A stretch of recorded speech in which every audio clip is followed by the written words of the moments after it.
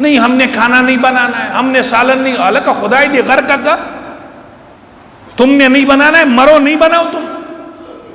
آج ہمارے پاس یہ جب سے یہ انہوں نے بے حیائی اور بے شرمی شروع کی ہے، ہر مدرسے میں ہر 5ویں چھٹے دن ہر روز 10 12 فتوے طلاق کے آ رہے ہیں. لڑکیاں آزاد ہو گئی، نہیں مجھے شوہر کے ساتھ نہیں رہنا.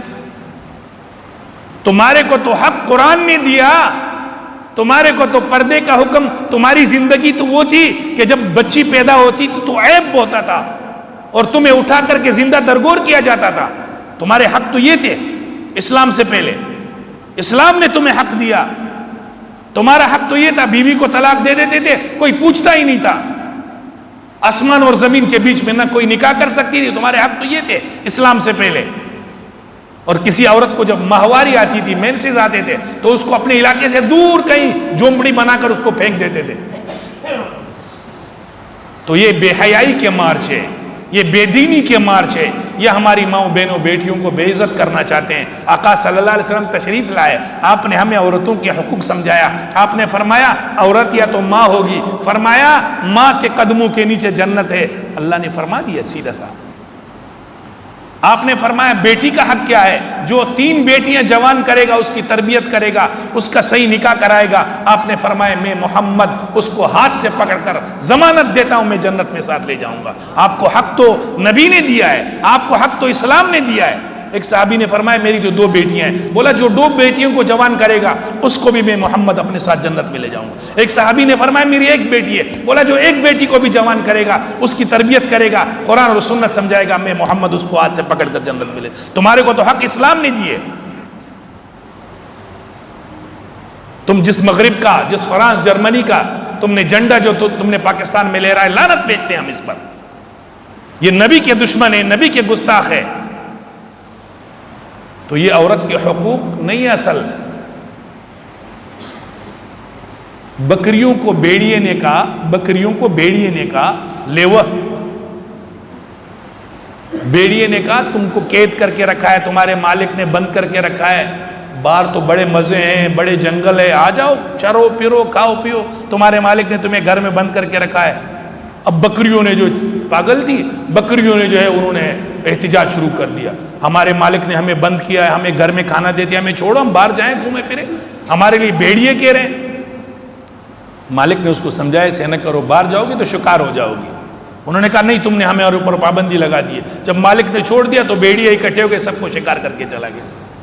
تو یہ چریا ایسے ہیں بے وقوف، مادر پدر آزاد، جن کا اسلام سے کوئی واسطہ نہیں، جن کا قرآن سے کوئی واسطہ نہیں. وہ کہہ رہی ہے کہ ہم نکاح سے ہمارا کوئی واسطہ نہیں، پردے سے ہمارا، لعنت ہے تمہاری زندگی اوپر، بھاڑ میں جائے تمہاری یہ بے حیائی اور بے شرمی.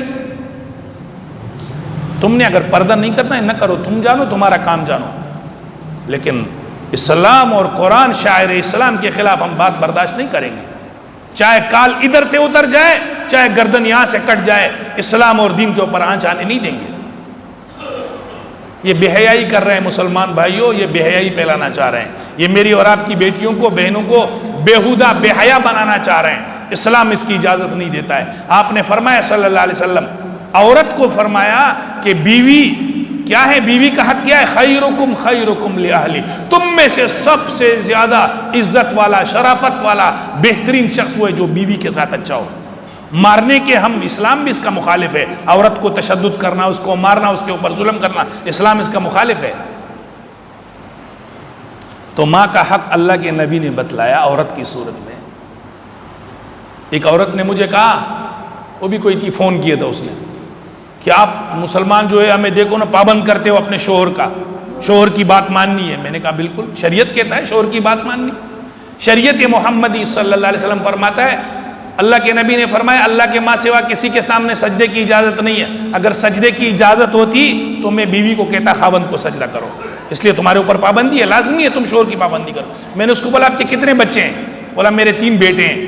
میں نے کہا شریعت نے 3 بیٹوں کو تیرا پابند کیا ہے، اگر تجھے راضی کرے گی تو جنت میں جائیں گے وہ تینوں، تجھے راضی نہیں کریں گے جہنم میں جائیں گے وہ.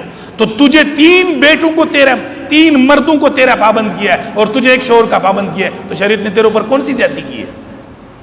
شریعت نے کوئی زیادتی نہیں کی.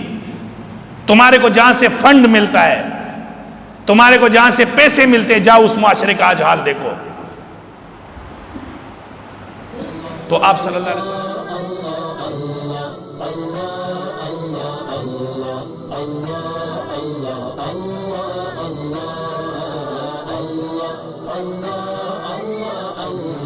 اللہ